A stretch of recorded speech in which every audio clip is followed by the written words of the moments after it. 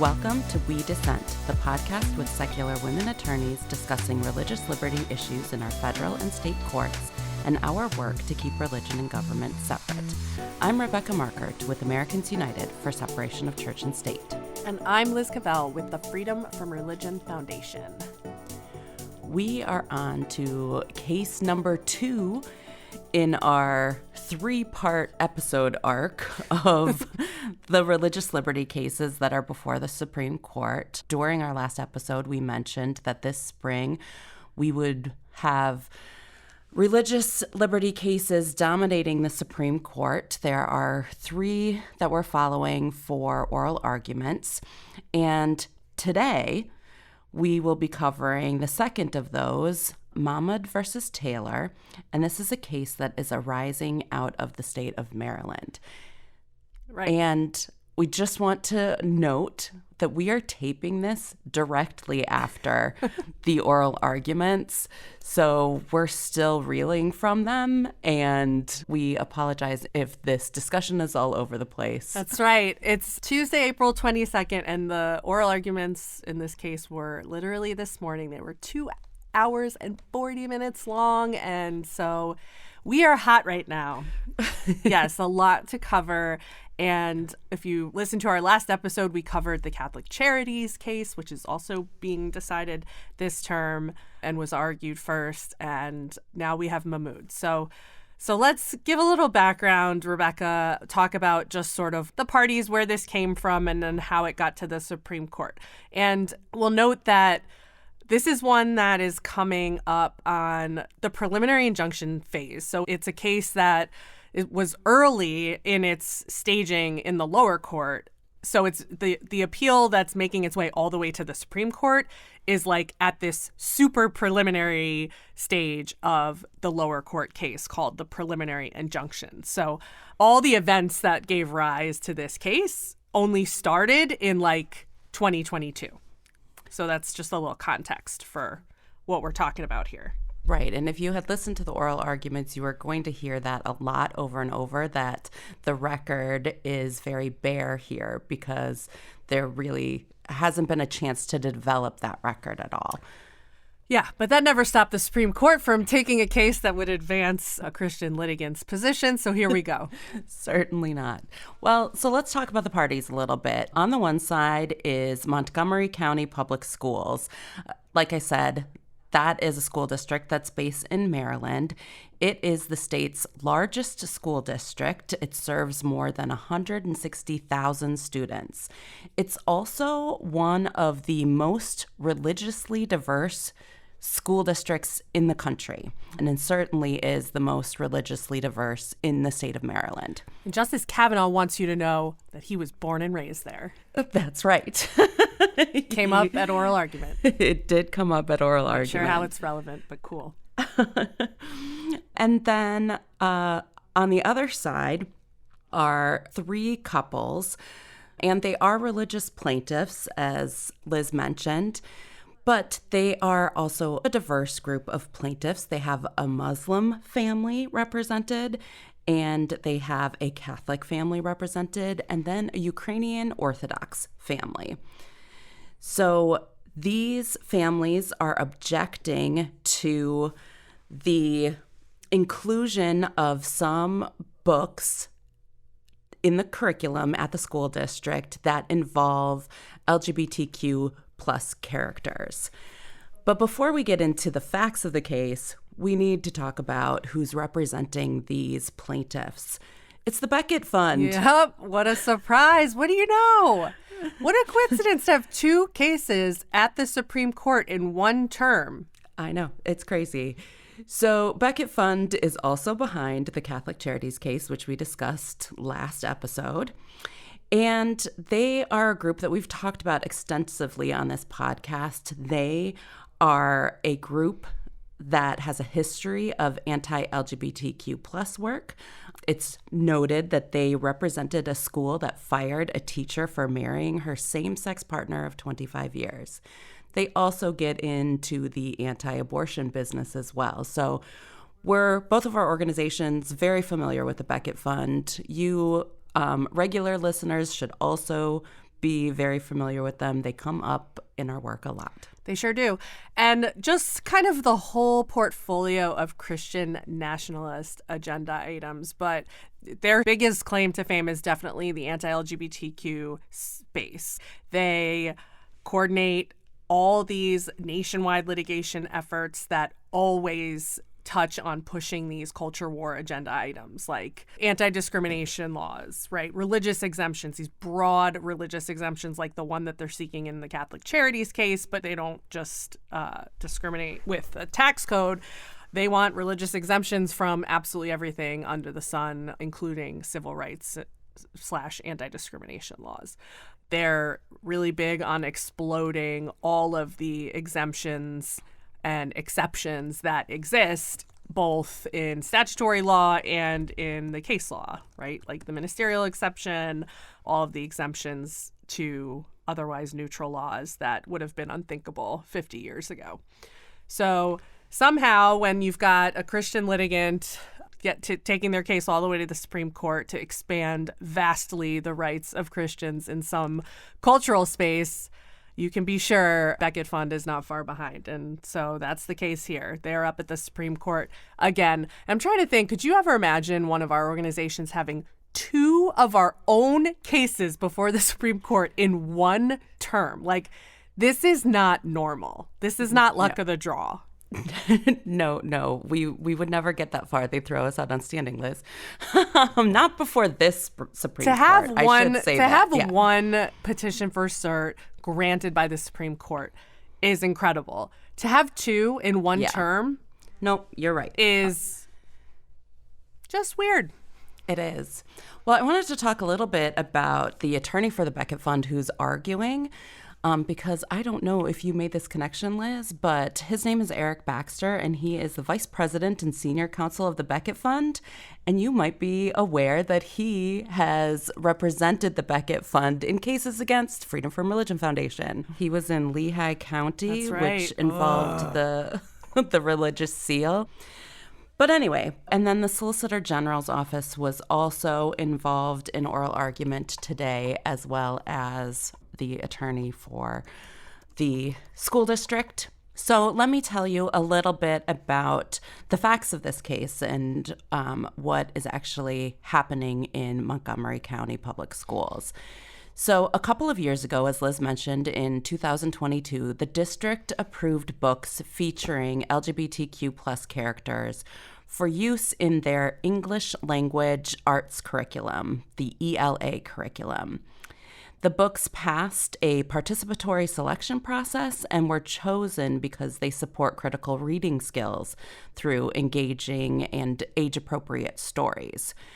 At issue in this case are a number of age-appropriate storybooks, including two that will come up a lot in oral arguments, Uncle Bobby's Wedding, which is a storybook about Uncle Bobby and his boyfriend who are going to get married, and Uncle Bobby's niece is having a hard time with that. Not because she's a homophobe, right, like so many of our jurists, but because she's going to have to share the attentions of her uncle with a new partner, which she is trying to grapple with. Valid feelings. Very valid feelings. And then another book that comes up a lot in these oral arguments and when media is talking about this case, Pride Puppy, which is a storybook about a puppy that gets lost during a pride parade, and the whole parade gets together to help this puppy find his way home. And apparently it's very inappropriate for kindergarten students to be reading this book because, they point to somebody who has a leather jacket. Or in the words of Justice Gorsuch, a sex worker. Right. Bondage. And bondage. Yes. Leather, bondage, those terms are completely interchangeable. So, the fawns, all the leather-wearing people in our cultural imagination are in bondage. I just want to clarify that for anyone who's... And sex worker and drag queen are also interchangeable in the imagination of Justice Gorsuch. So it's important that you're starting from a place of informed... Right. Yeah.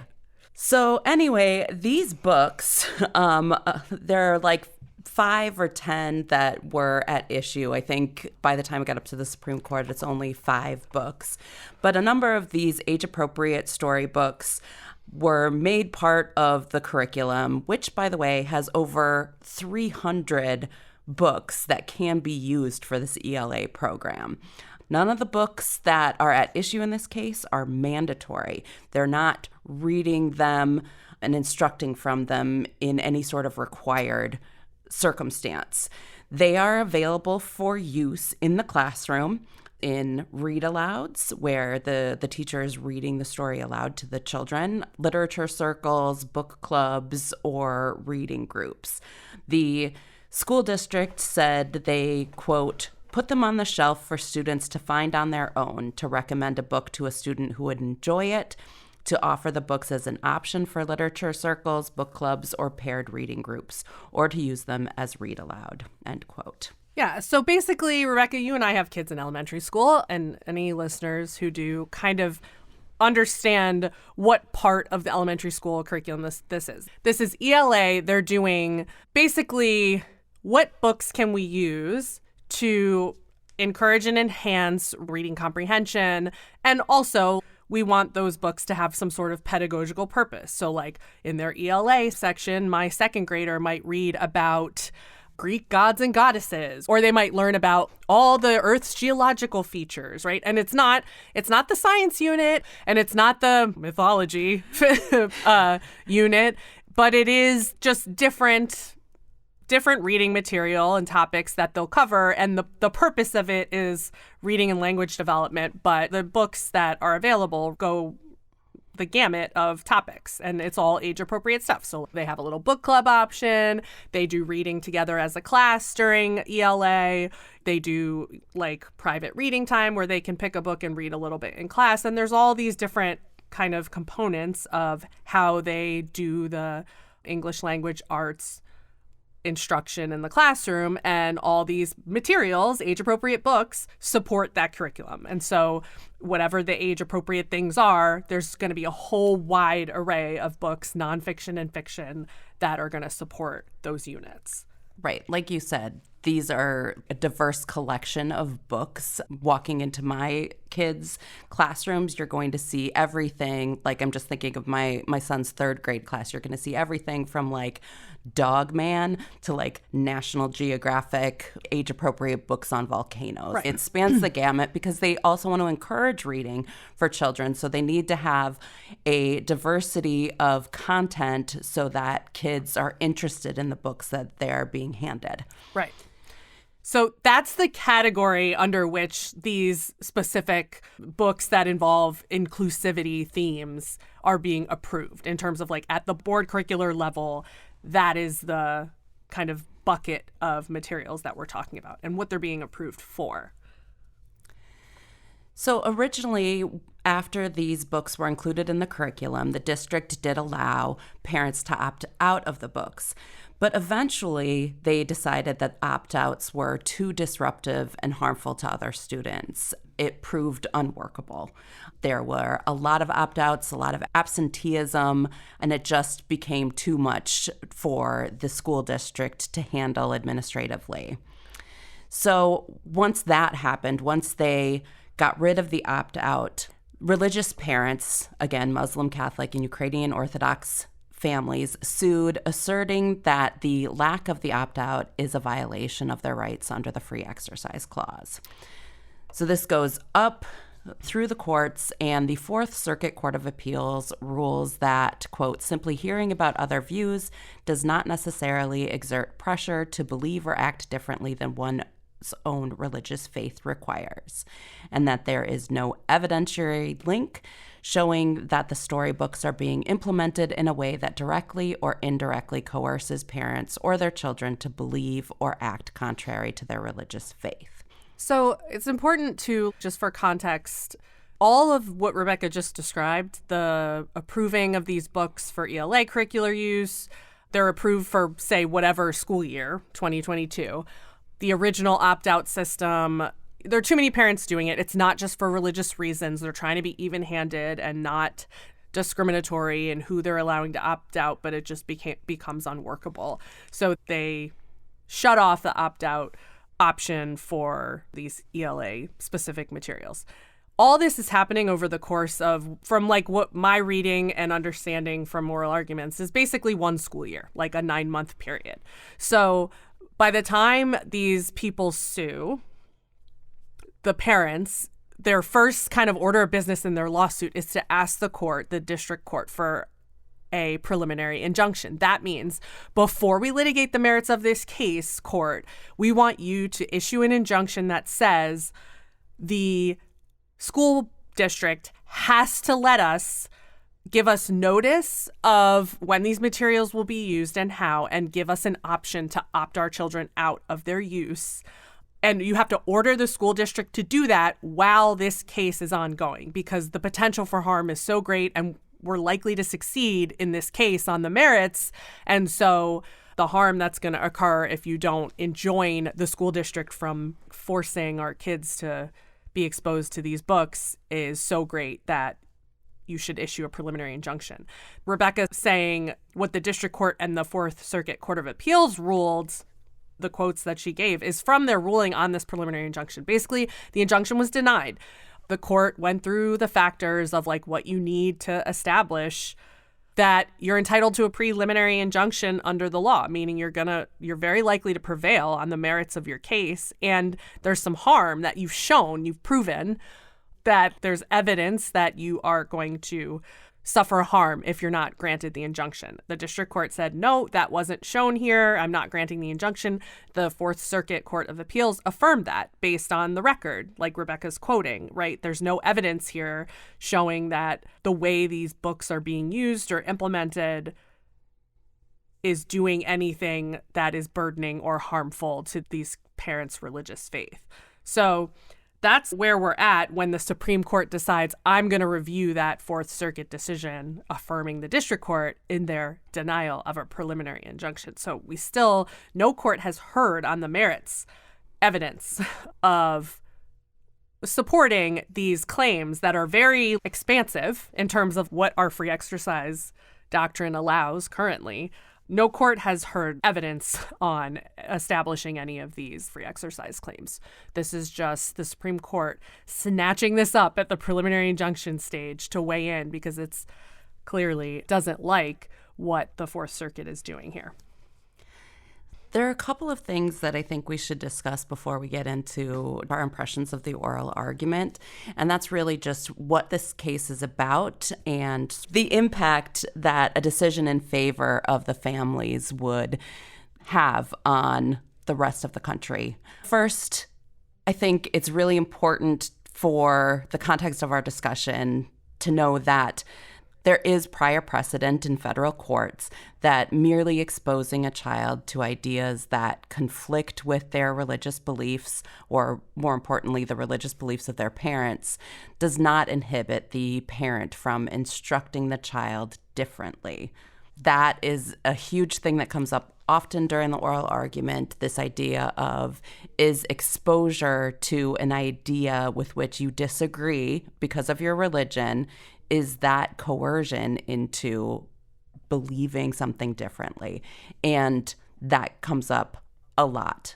So we'll definitely get back to it. But I also just wanted to point out that this is about English language arts curriculum, and it is seen as a parental rights type of case, the ability of parents to direct the upbringing of their children, especially in regards to religion. But I think we also need to look at it as an underhanded book ban case. These religious freedom arguments are really the latest way that our opponents are trying to get books banned. And it's hard because we're not calling it a book ban case. Right. But it really is. It's going to have that effect in reality if this goes the way that the parents want. These books are going to be pulled from the shelves because it's unworkable in the school district. And I know we're trying to be linear about how we're setting up talking about oral arguments, but another thing that came up a lot at oral arguments was this sort of assurance from the conservative justices that you wouldn't be objecting if these books were just on the shelves, right? Like, this isn't a book ban case, right? And, Eric Bachter's, no, we wouldn't be doing that, except in those other cases that we take that are definitely all about banning books.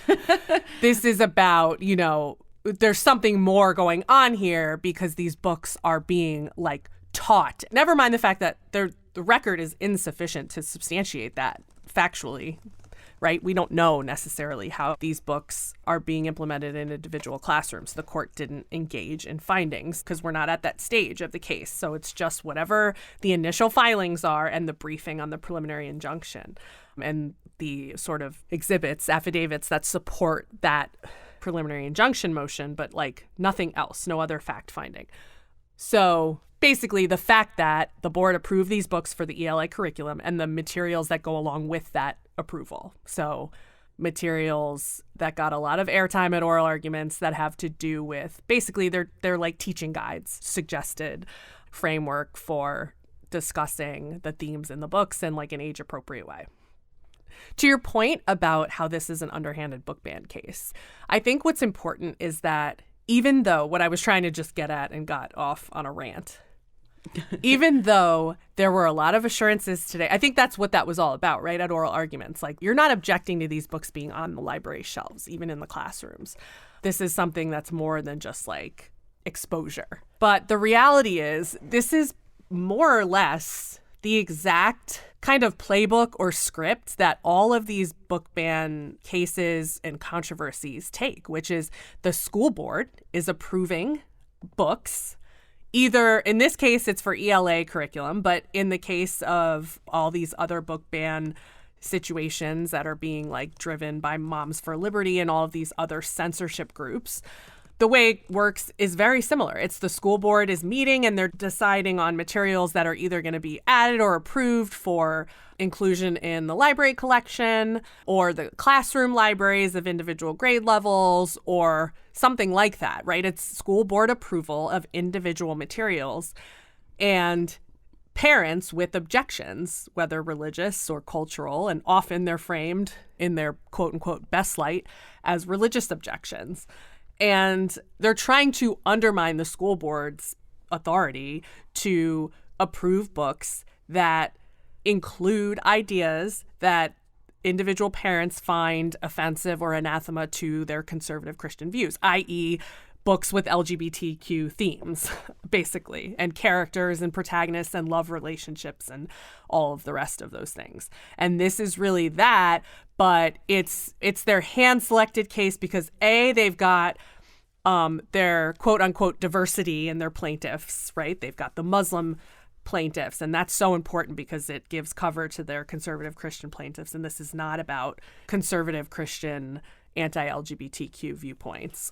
But also because it has to do with, it's a little bit more than just approving materials for library inclusion because it is approving individual books for ELA curriculum and because it's aimed at lower age level kids. And so that is something that gets people more hot and bothered about introducing inclusivity themes is that these books are aimed at young kids. And a lot of the narrative, we'll say, you can literally see the justices they're like, I read the book and it said this. And it's did you read the book or did you just listen to Sean Hannity tell you what's in the book? Because you're basically giving the right-wing internet version of what's in this book. And it definitely doesn't include bondage or sex workers. It's an ABC book about a puppy at a parade. A stands for awake. We woke up today, it's parade day. B stands for not bondage. Breakfast. C, D, E. And there's little, cartoony drawings of a diverse group of people, which might even include someone who looks like they're in cartoon version of drag, I guess. A very colorful looking woman-coded I don't know what Gorsuch interprets as a sex worker, I guess, a woman literally wearing leather, which I guess is bondage. It's this handpicked case because it's this scare tactic of these books are like for our 3-year-olds, right? That's what they said at oral arguments, because some of these were go down as low as the pre-K curricular materials. So this is for our 3-year-olds to learn about bondage. And it's like, whoa, buddy, you are definitely drinking the Kool-Aid. I mean, that's the narrative. That's why they picked these cases. And it was just Baxter's argument was just dripping with this like condescension towards like basically LGBTQ inclusive ideas, right? Yeah. He would say things like, well, yeah, you're exposing your 5-year-olds to the idea that they can just change whether they're a boy or girl with the weather. You know, it's like, is that a fair interpretation of what these curricular materials are representing to kids and exposing kids to? And that's what this was all about. And that's why they're eager to sink their teeth into this version of this case, because it doesn't look like a book ban that's trying to ban Catcher in the Rye from 16-year-olds. This is like, oh, we're forcing our 5-year-olds to read these books about bondage. Just, I can't emphasize enough, is a lie. Right. So do you want to discuss the narrative spin? Well, yeah. So sorry, I'm in rant mode because, again, I'm still processing what we just heard to almost 3 hours of what you might call narrative/spin, which is my note here in the outline. And I just think it's really important to always look at how the Supreme Court is accepting these cases for review, and then they choose which framing of the question presented that they're accepting. And the way the question at issue is being presented by the court is whether public schools burden parents' religious exercise when they compel elementary school children to participate in instruction on gender and sexuality against their parents' religious convictions and without notice or opportunity to opt out. So in the business, we'd call that a leading question. Exactly. It looks like this is not about instruction on gender and sexuality. This is about reading curriculum. And the point is that right there is not a neutral, objective statement of the question before the court. Right, that is a statement that contains a lot of factual assumptions that are just actually not present in the record in this case below. And I just think it's very important to point that out and not just play along with what's going on at oral argument today, which is where we all just pretend that there's some sort of factual record here that we're operating on. All we know is there's these 5, maybe 3 agreed upon books that are at issue because, right, they don't even agree on which books are at issue, right? The plaintiffs objected to, I don't remember if it was like 7 or 9. And the government's brief acknowledges like 5, and then the overlap in those lists is something smaller than that. So the point is, we're not operating off of a very robust factual record, but yet the Supreme Court is framing the question in a way that suggests when that goes in the newspaper headline, people are like, oh, yeah, of course the public school is burdening those parents' rights. They compel people's children to participate in instruction on gender and sexuality against the parents' religious convictions and without an opportunity to opt out. Yeah, totally. Yep. It's just spin all the way down. And it is my mission for not just like we in the legal profession and the people we talk to that are in the the laity, that this is the way it works. Like, this is not objective. This is not, the things are not always the way that they're being presented, even by the court. And there's a lot of narrative and spin and assumption that is baked into just the framing of the question. And it's biased, right? Like you can tell by the cases they choose to take that are not really ripe for decision, as Rebecca and I have touched on, right? There's no reason for the court to jump in at this stage of this case. But they have. And the fact that they have and the way that they're framing the question tells you already so much about what they think and what their agenda is. And so I just think it is very important to point out that that is very different from the actual legal reality in this case, which is always what is really infuriating and tormenting to me personally when we listen to these arguments and cover these cases. Right. So let's get into the argument. Let's. All right. So one of the things that, as we just said, the plaintiffs are asking the court to come in at the preliminary injunction stage. So, and basically say that the school district should have been enjoined from doing something or ordered to do something. So let's just sort of try and tease out what it is, both based on what we know about the briefing and what we heard today. What are the plaintiffs, these parents, actually asking the Supreme Court to order the school district to do? Here's my take, and so you tell me what you think. I truly feel like this may not be the ultimate breadth of the decision they get, but what they're asking the court for is to order that the district must give both notice and an opportunity to opt their children out of any, in the court's question, they say instruction, but a lot of the argument centered around whether this was about exposure and what exposure means. Mm-hmm. I would say any exposure that their children will face to any of these materials. Notice, so the school district should be ordered that they have to provide notice and an opportunity to opt out.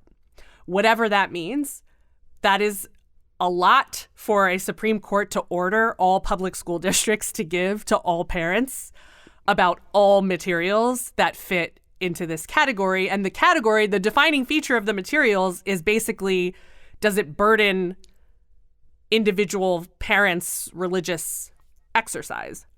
So I guess schools would have to err on the side of thinking anything that relates in any way to inclusivity would fall in that category. But also outside of that category too. I mean, it feels like the way that this question is framed and the way that the court could potentially rule is any instruction. So it could bleed into science curriculum and go to evolution. It could bleed into social studies when they're just teaching about religion in some way. The justices during the oral argument also gave a bunch of hypotheticals on, like, you know, hey, if we even just a lot of hypos, but, you know, even if the teacher starts talking about parents who divorce or women who work outside the home, those types of things could be objected to and would be in need of an opt-out. And then also, like you were saying, the notice requirement, which is just, I think we'll say over and over again today, completely infeasible for the school to do. But yeah,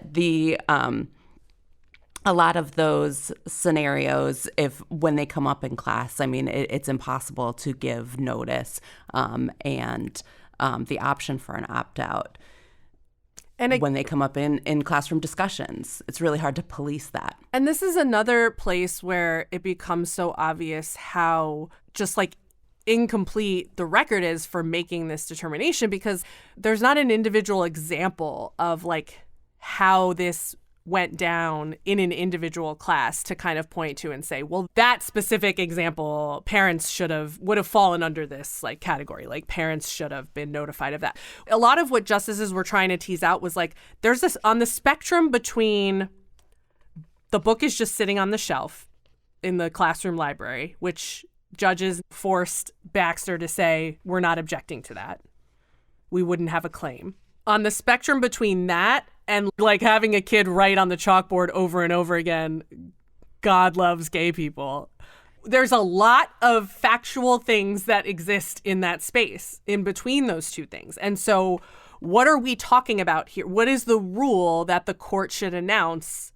Like, where are the limiting principles? We're not dealing with facts here of, well, in this case, at least, you got a rule that the school went too far. Like, all they really did was approve these books for ELA curriculum and adopted along that, or I guess approved along with these materials, these like teaching guides that a lot of the conservative justices were focused on because they involved how do you answer questions that age appropriate questions that kids would ask about, say, a trans person or a same-sex couple.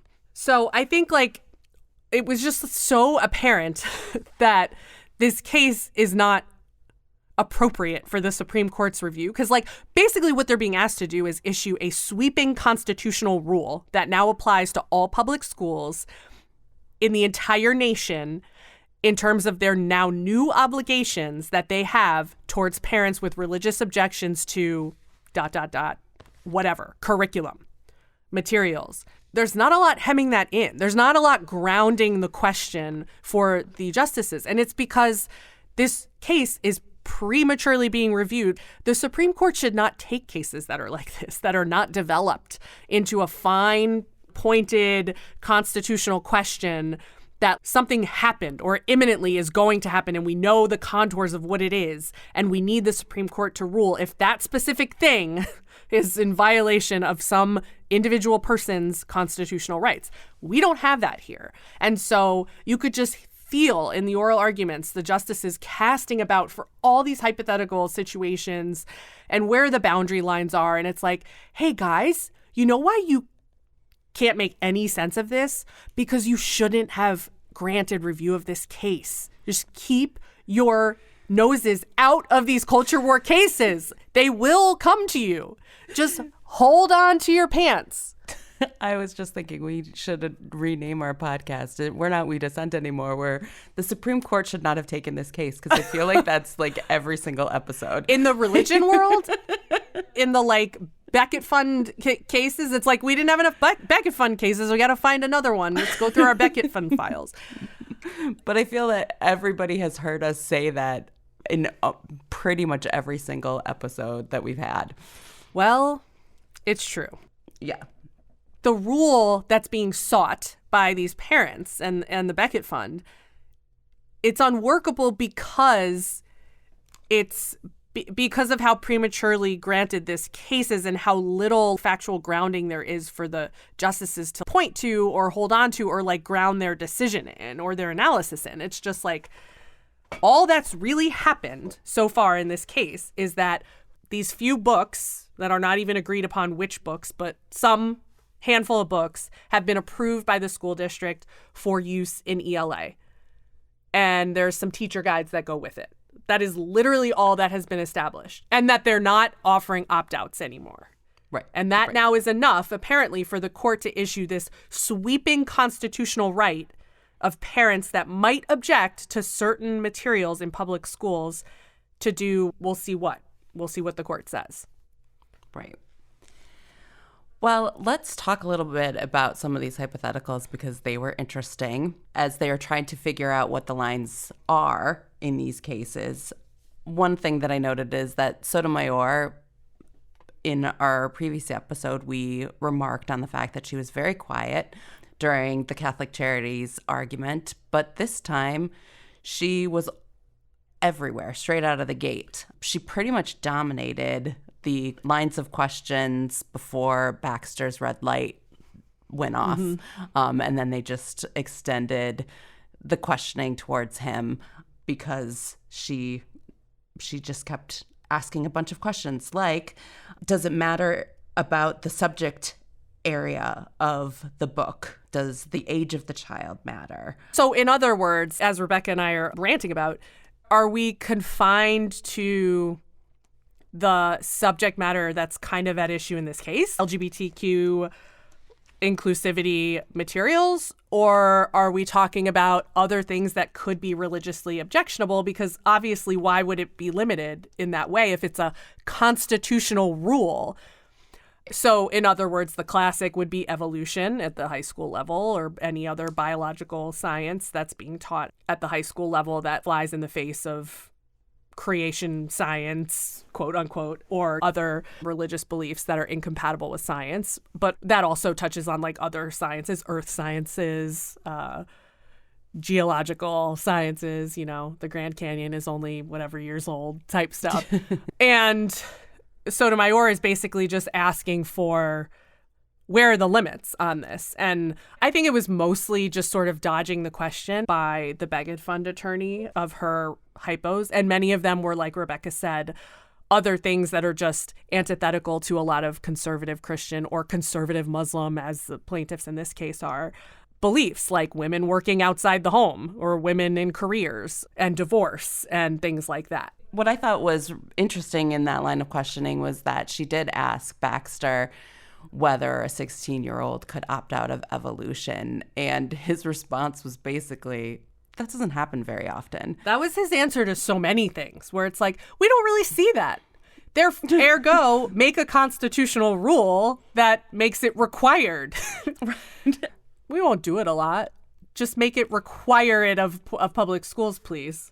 It was just so, like, irrational. And it's like the nerve of Eric Baxter of the Beckett Fund to be like, yeah, I haven't heard a lot about challenging evolution in public schools. Like, it's not doing that. Who's doing that? Yeah, that was so 10 years ago for us. I mean, we have totally moved on. I wouldn't worry about that. Right. It was unbelievable. I did appreciate all of the women justices today really bringing the court and the attorneys that were arguing before it back to reality. That kept coming up often in the arguments. Like, let's talk about what's really going on here. I wrote down that Sotomayor wrote, like, for reality's sake, because that really is the key here. What is the real life impact on this? And I think it was Justice Kagan who brought up the fact that if we do establish this sort of broad rule, all of these opt-outs are going to come for all sorts of instruction. And that'll, quote unquote, open the floodgates for these types of opt-outs in various subject areas. And that's a real possibility. So for Mr. Baxter, who thinks it doesn't happen often, it does, but also it will. Well, what a stupid thing to say, to be, that's not really happening very often. So therefore, you should make a constitutional rule that would require schools to let it happen. And for some reason, that wouldn't make it happen more. Like, what are you talking about? It's like it's just gaslighting. It's, first of all, it is happening. The reason it's not happening is because public schools are not required to put up with that crap. And he's here telling the court, you need to require public schools to put up with that crap. But it's not happening that much. Yeah. So it's fine. It's just total, like, just gaslighting, obfuscation, just changing the subject, right? It's just like, we don't want you to focus on that. We want you to focus on this. These little kids having to hear about how any second of the day they can change their mind if they're boys or girls. Isn't that so horrible? It's just bringing the focus back to the narrative and the culture war and not really addressing any of these questions about where the limits would be. What took shape for me, honestly, in the oral arguments today was that, number one, the only justice that really was reckoning with the fact that the record is completely insufficient to warrant this intervention by the court was KBJ, Justice Jackson, who addressed that repeatedly and tried to bring the attorneys kind of to heel on that question of how do we even know enough to say this sweeping constitutional rule that you're asking of the court, and brought it back to that repeatedly, which I appreciated. I also thought Barrett addressed that, but in the opposite way, to say, actually, it's sufficient, and here's why, because all you're asking us to do is rule on basically she seemed hung up on the teacher guides and the opting out. Basically, she was arguing in the other direction that, like, the record is sufficient for this kind of narrow version of what the plaintiffs are asking for. I gathered from oral arguments that this is a for sure 6-3 opinion, or 7-2, depending on how credulous Kagan decides to be that day. I really feel like Kagan's on the... She's a dark horse. Well, she is, but I feel like I think it's going to at least be 6-3. I think if it's fractured in any way, I think it's going to be fractured amongst the conservative justices. But Justice Kagan, Sotomayor, and Jackson are really going to come down on the same side of things here. There was just no way, based on the oral arguments, that there are any votes for the school to, like, Kavanaugh was firmly in the camp of the religious rights of the plaintiffs, and so was Barrett. Yeah. in her more like circumspect way that's like a little bit less obnoxious because at least she's paying lip service to the legal requirements of a ruling, kind of. But definitely, I don't see anything better than a 6-3 ruling announcing some sweeping constitutional rule that now applies to public schools that want to adopt inclusivity curriculum, that they now have to deal with this whole regime of parental notice and opt-out. And Baxter kept saying, there's schools around the nation that do this. Most schools do this. And Kavanaugh's like, do you know of any school district in the whole world that doesn't offer opt-outs? It's like, who cares? Great. All the more reason for you to not constitutionalize it. How is that relevant to whether or not it's constitutionally required for public school districts to engage in this? And I'll tell you, my kids are in public schools. They don't do this. I don't get notice and an opportunity to opt out of individual curricular materials that might come up in ELA. I promise you. Right. Just another reminder. This is a core part of the curriculum, like reading, writing, math. Right. It's a core subject, and you're not getting opt-outs in core subjects. Right. And to your point right now, one of the things that was really infuriating, mostly because we dismissed it in a footnote in our Amicus and it was centered so heavily today, which is they being the Beckett Fund, the idea that the school district does offer opt-outs for non-core curricular, quote unquote, controversial or sensitive topics like sex education. They do offer opt-outs for those subjects as sort of legally bolstering their argument that the school district is not acting in a neutral and generally applicable way.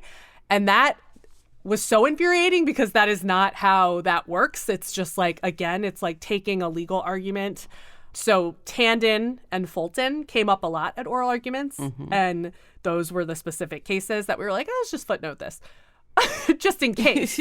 But they were totally relying on the fact that, well, there are opt-outs of the sex education and health, and therefore this is unfair. It's discrimination. And that's not how this works. That's not how you evaluate the neutrality of a government action. The government action is, do they allow opt-outs of this curricular material in an unfair, discriminatory way? Not like, do they do anything like this, but in a totally different context, different age group, different factual situation?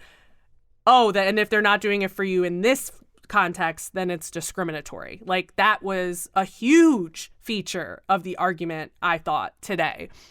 Well, and what I really hated was when the Montgomery County Public Schools attorney, Schoenfeld, was up there and he started addressing these opt-outs for like Valentine's Day, Halloween, right, whatever it was. But most importantly, or like most notably, what they always bring up is sex education. Yep.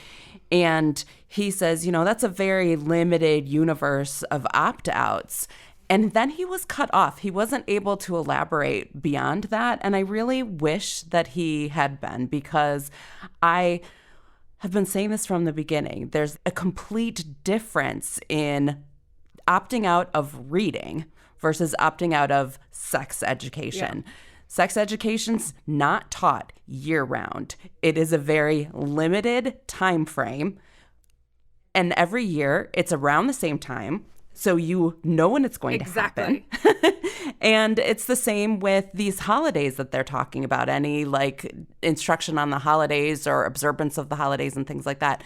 These are all things that you can have notice of, and you can administratively ask for opt-outs. But when you're asking for opt-outs of parts of the core curriculum like reading, and you don't know when that's coming up, and it could be one day when the kid pulls the book off the shelf and says, hey, let's read this together, and then 9 other kids come and sit down.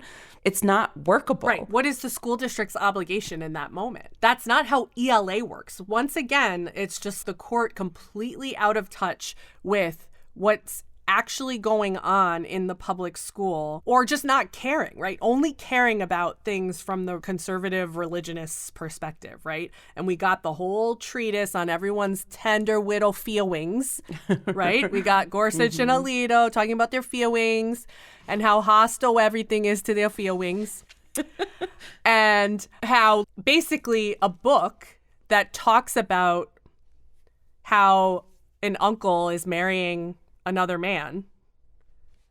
And because the book doesn't say it's bad, that it's telling students that their view that it's bad is bad. Like, right. In other words, because everyone's mad about the teacher guides, which said things like, it might hurt another kid's feelings if you said a boy can't be a girl or a boy can't dress like a girl. And because that makes a judgment, it tells that religious student that's parroting the religious view that their view is bad. Mm-hmm. And bad is the same thing as hurts someone's feelings. We have to just stipulate to that, I guess. And it just infuriates me. It just continues this long line of gaslighting that kind of took shape in Masterpiece years back, of just like, everyone has decided to accept gay people now. And I still think they're going to burn in hell. And I'm a good and decent person. Right. And my viewpoints are good and decent, and they're sincere. And so the fact that other people feel hurt by my feelings, it's hostile to me. It's hostile to me. It tells me I'm bad, and no one can tell me I'm bad. It's just such utter bull. And I'm so tired of it. And here it is again in the highest court of the land, being disguised as some sort of like elevated legal argument. And it's like, I'm sorry, in a public school, some kid comes up to my kid and says, "You're a heathen and you're going to burn in hell for eternity." And then the teacher pulls him aside and says, "That I think would hurt your friend's feelings. We don't say things like that to our friends because that would hurt their feelings." I'm sorry, their parent does not have a free exercise right to not have the teacher tell their kid that telling some other kid they're going to burn in hell would hurt another person's feelings. You might call that bad, quote unquote, or quote unquote good or normative or whatever. Public schools are perfectly within their constitutional powers to do that. And the idea that those interests are somehow like really tough constitutions where this is what our freaking framers died for is utter nonsense. Like, and the fact that we're all just pretending at the Supreme Court that is something that's important and it's like legally cognizable as like hostility under the free exercise clause, I'm done with it. Well, I'm also done with the fact that like they keep ignoring the analogies to things like interracial marriage or any sort of racism, that whenever those hypotheticals are brought up, they completely dismiss them as like, no, that's not even what we're talking about. Like you're saying that, you know, somehow we've gotten to a spot where it is socially acceptable to be homophobic because of your religion. To the credit of the attorney that was arguing for Montgomery County, he didn't budge on the fact that, I'm sorry, it's something separate to teach respect and civility in a pluralistic society to these kids. And if that means that we're saying something is normative about same-sex marriage, then okay, too bad. It's not a violation of your religious rights to tell all of our students that their words, and yes, their religious ideas, might be hurtful to someone else. I'm sorry, but how is that our problem constitutionally? And it was like Barrett got kind of caught up in a colloquy about this, where it's like, well, I guess that's one way of teaching respect and civility, is to teach that something is like okay or good. It's like, are we saying it's good or are we saying it's bad by saying a girl can dress like a boy or a boy can play with girls' toys? And how is that different in terms of like whether it's unconstitutionally hostile to a religious viewpoint? How is that different or the same from some people are born a boy, but they got it wrong and they're actually a girl? It's like, well, you're just telling these kids that like their religious idea is wrong. And it's like, I guess, but also we're saying social and cultural realities. Right. What are we going to require of our public schools to the point that they're just completely in service of conservative religious viewpoints? Right. I was reading an article, and I'm so sorry that I can't remember which one it was, in preparation for all of these cases, because this case and the next one that we're going to discuss, the St. Isidore case out of Oklahoma, both involve public schools. A lot of the articles and a lot of the discussion that we've had about these cases is really what are the purpose of the public schools. The purpose of public schools obviously is to prepare a child for life in a pluralistic society. I have this quote from Brown versus Board of Education, where public schools are the foundation of good citizenship. They're the most important function of the state and local governments because we are preparing these children to live in an inclusive environment and have taught a shared curriculum that reflects our shared values that are essential for civic participation. And, well, here it says economic success. But basically, I mean, just to live in this world, you have to be exposed to ideas that are different from your own.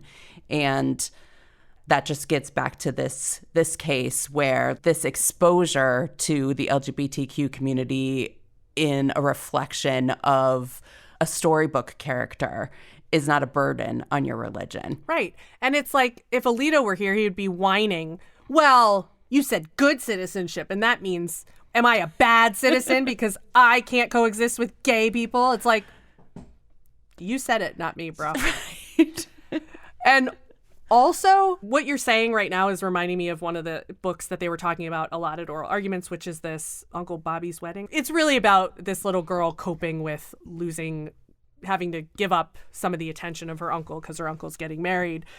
But her uncle happens to be getting married to another man. And they're talking about this. Alito was like seizing on this as like, it's not just a story about that. There's a subtext of it's okay, it's a good thing. And the way he framed it, again, totally disingenuously when he first brought it up, is the book is about how Uncle Bobby's marrying a man and Chloe's upset about it. And then she's told that it's bad for her to be upset about it. And the implication is little Chloe is a homophobe and then she's corrected. Right. But of course, then later it's given context by probably one of the other justices who is like, you're a straight up liar. And it turns out the story is about what Rebecca and I have been saying, which is Chloe's not mad because her uncle's marrying a man. She's upset because she's going to have to share her time and attention with her uncle. And that's what the story is about, like her mom talking to her about why that's okay. So to hear Justice Alito tell it, it's about how if you have a problem with men marrying men, like society is going to correct you and tell you you're bad. But really, it's a fever dream of Justice Alito that has nothing to do with the book. It's just a story that centers on a marriage of a family member, and that marriage is between two men. And the fact that that exists in the book and nobody has a problem with it is like hostile to his religious belief that same-sex marriage is evil. That was Justice Sotomayor who corrected them about what the book was actually about. And when it came up, when Justice Alito was going off about how, like, you know, little Chloe or whatever her name was is a homophobe, he didn't really say that, but that's what the implication was. She tried to correct him and then, of course, like was cut off and interrupted. And she sat on it for a while. And then it was like, as soon as she got her chance, she was like, let me just go back and Chloe. say and talk about what was really happening in that book. Her objection wasn't to gay marriage. It was to losing her uncle and having those very real and valid feelings about losing someone and not getting the full attention that, you know, you think that you're going to lose when you're a kid.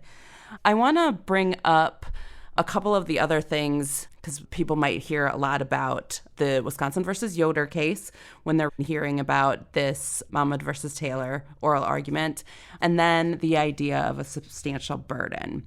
So a lot of the conservative justices were talking about how Wisconsin versus Yoder plays into this case. Wisconsin versus Yoder is an old case where an Amish family here in Wisconsin sued the state because they wanted to take their children out of school after the 8th grade. In their culture and their beliefs in their religion. They don't believe that children should go to school beyond the age of like 13 or 14. They have to be closer to home and start working and things like that. This case went all the way up to the Supreme Court, and the court gave the Amish family the right to take their kids out of school because they believed that the compulsory education laws were substantially burdening the Amish families' free exercise rights to practice their religion. So just one important thing for context was in Yoder, this was decided in 1972, and the legal context at issue was Amish families being basically charged with not complying with compulsory education laws at the time. So they wanted to be exempt from the law that you had to keep your children in public school up until the age of 16. And so, like, a very different factual situation than the one we're talking about today, these parents would be violating the law by following their religious convictions and pulling their kids out of school after 8th grade or whatever their beliefs required. Like, it's a straight up, you're violating the law by doing the thing your religion requires, not like all these attenuated circumstances of, well, you're burdening my religious exercise by making me have to choose between pulling my kid out of school or letting them be exposed to these LGBT inclusive materials, or you're violating my rights by not even giving me notice to all of these materials. And I was funny because I'm pretty sure the attorney for Becket Fund said the situation at hand is worse than Yoder. 100% he did. So yes, Justice Thomas comes. Hilarious. Yes, Justice Thomas comes out and he says, how does Yoder play into this? And the Becket Fund attorney Baxter basically says this case is more egregious than Yoder. And the reason he says that it is because of the age of the kids, because this involves elementary school kids. But again, they are just exposed to these storybooks that they may or may not ever read in their classroom versus the plaintiffs in Yoder that were actually harmed by this compulsory education law. And I just want to point out the compulsory school attendance law at the time required public education. So Yoder, for all the things it's sort of cited in terms of its legacy, it's sort of the basis for the right to educate your kids outside of public schools, like to be homeschooled. And so the compulsory education law at the time in place, at the time of Yoder, was also very different from the world we live in today in terms of other options that religious families have to comply with compulsory education laws. So that's also important to note. Unbelievable lack of wherewithal when I heard Baxter say this is worse than Yoder. This is worse. More egregious. This is more egregious. The government is doing more to violate these parents' rights by having Pride Puppy on the shelves than Wisconsin was doing to these Amish people who live their lives completely to the letter of their religious law outside of civilization and wanted to adhere to their age requirement for pulling kids out of school. Love that self-awareness. Right. Drinking his own Kool-Aid in this, what did you call it? Trial psychosis? Totally. Unbelievable. Nothing could be worse. I'm sure the Amish would beg to differ. So do you want to talk a little bit about what the court needs to do here? Their first line of inquiry is whether there's a burden on the religious exercise. Right. And that burden, in this context, needs to be a coercive burden. Right. And there was kind of a lot of discussion around coercion versus, like we said, just mere exposure and things like that. And that language is sort of imprecise in the sense that, like, it borrows from different legal contexts. And I was laughing so hard. I was like, I'm so glad to hear Eric Baxter and the conservative justices on the Supreme Court are so concerned with how coercive the public school environment is. Right. I love that for them. And the parents' right to direct the religious upbringing of their kids. Yep. It's news to me. But welcome to the movement. That was interesting to hear coming out of the mouths of Alito and Thomas. But anyway. Right. Well, also Kennedy Coach Kennedy, who's Yes. praying at the 50-yard Love line, that. not coercive. Right. It's just the hypocrisy is astounding at the Supreme Court. It's awesome. Yeah. So there's a lot of different paths they could take here because this is a neutral, generally applicable government action, right? It's not a facially discriminatory action. Mm-hmm. In other words, it doesn't just discriminate against religious students in any way. It's just like curricular materials that are approved for the curriculum. Nobody can opt out. Although they did try to point to a lack of general applicability in pointing at the health curriculum opt-outs and other contexts where this same school district allows students to opt out of instruction. So like maybe enough justices will find that their rules on the inclusivity curricular materials is not generally applicable. Maybe. I didn't think that before oral arguments. As noted, it's such a stretch to say this isn't neutral. And the reason is that thing way over there that's not even remotely tethered to this context, which is the health curriculum, right? They're left pointing to a completely separate policy of the school board that allows for opt-outs, not the one that we're actually talking about in the case. But that got some traction with the judges today at oral arguments, so maybe. Yeah.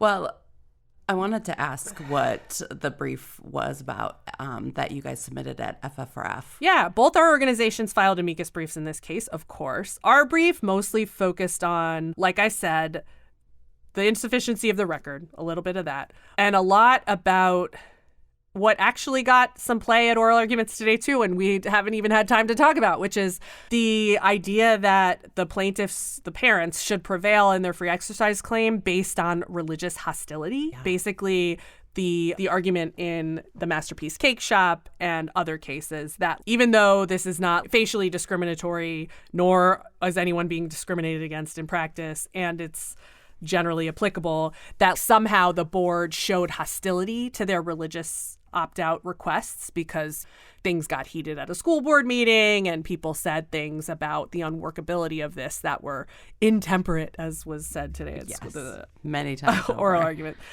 So spinning that into some finding that the school board showed religious hostility would make it so that under Masterpiece, it sort of does this shortcut through the game board and it becomes a free exercise violation just in the process. Gorsuch showed some love for that theory, and that was argued in the briefing, and part of FFRF's brief was to push back on that line of argument because the court should not expand this religious hostility thing to basically a motive only. In Masterpiece, they at least held out the fig leaf that like it was adjudicative. Mm-hmm. In other words, the adjudicative body that was deciding that civil rights complaint were the ones that made the hostile remarks. This would just be, they think the school board had some sort of motives that were hostile, but there's no other evidence of any discrimination anywhere. That would be a huge expansion of this whole religious hostility as a shortcut to free exercise violation doctrine. So we spent a lot of time in our brief arguing against that expansive reading of Masterpiece. Yeah. Well, AU's brief explained that the inclusion of books with the LGBTQ plus characters in the ELA curriculum doesn't pressure or coerce school children to do anything that violates their religious beliefs, and actually pointed out that it would violate religious freedom of every parent and student if the court were to require an opt-out system for religious objections. The fallout being that the school administrators would probably remove any lessons, books, or materials that could be challenged, resulting in public school curricula being structured around religious beliefs of a select few parents. Right. And the other thing that I wanted to mention about AU's brief is that we found it pretty notable and important to note that the parents who brought this lawsuit are not speaking for all people of faith. Our brief was joined by 11 religious and civil rights organizations spanning from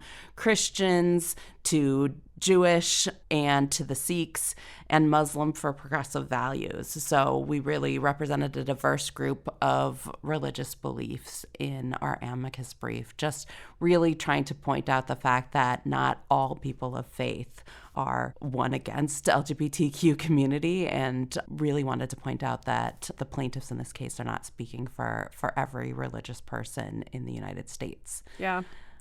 I do think it's possible that there's a 6-3 ruling where they just do find that Montgomery County's approval of these books plus teacher guides amounts to a burden and then goes to strict scrutiny analysis. You think it goes to strict scrutiny I think right away? So. They're not going to say it's neutral and generally applicable? I mean, I don't think so either. I mean, I think it is. I think... Well, is there 6 votes for this bull crap about it's not generally applicable? Maybe.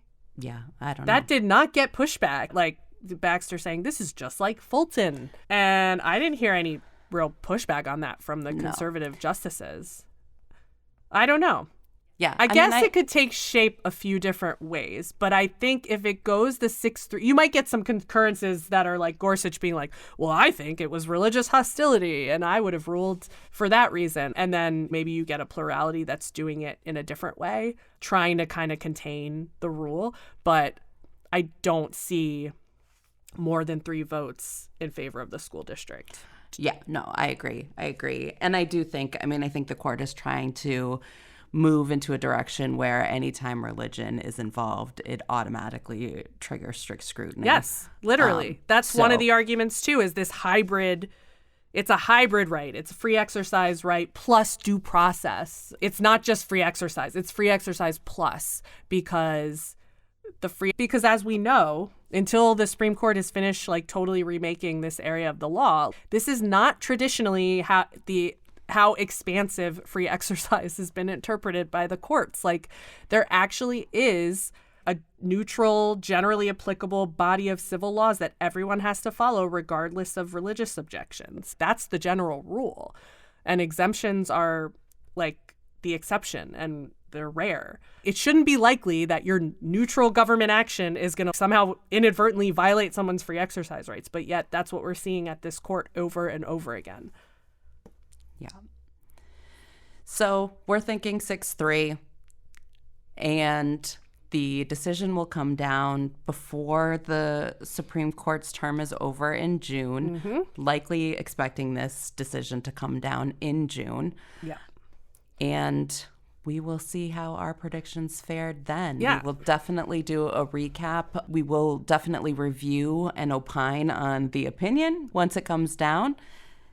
One thing I just wanted to point out before we say goodbye is this article that Rebecca I put in our outline for prep, just because Ian Millhiser, that writes for Vox on the court, who's a really smart court watcher, legal analyst, the way he frames this in his headline and his discussion of how to think about the implications of a decision in this case, the way it's going to go, is basically that this case threatens to bring "Don't Say Gay" to every classroom in America. What's being asked of the Supreme Court, the burden to place on school districts and teachers, has the potential, the way they're arguing it, to be very similar to what has been done in Florida's Don't Say Gay law, which is basically putting these obligations on teachers and schools to comply with these disclosure requirements and opt-out requirements on every single thing that could touch on these topics, just being so burdensome on school districts and teachers that they're impossible to comply with. And so you're just going to avoid these topics altogether is the whole point of Don't Say Gay. And that is the potential fallout for a decision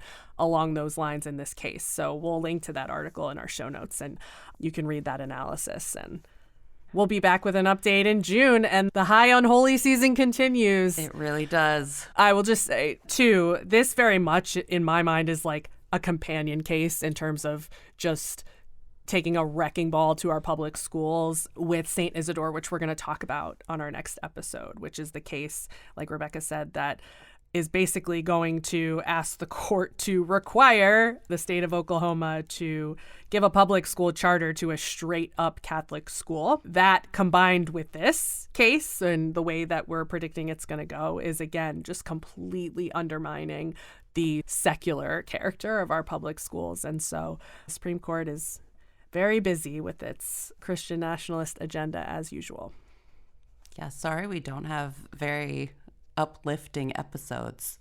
No, we don't. Well, the court in other contexts at times does things that are more aligned with the rule of law. In our particular area, they are very agenda driven, and that's just the name of the game. They are just super biased towards religious litigants, and they have a judicial ideology, I guess would be the generous term, that has to do with massively expanding the rights and privileges of religious citizens and contracting the rights of everyone else wherever they interfere or bump up against each other. And that's just a fact. And that's a bias of this court. And so when we're talking about our cases, it's not often going to be great news for secularism.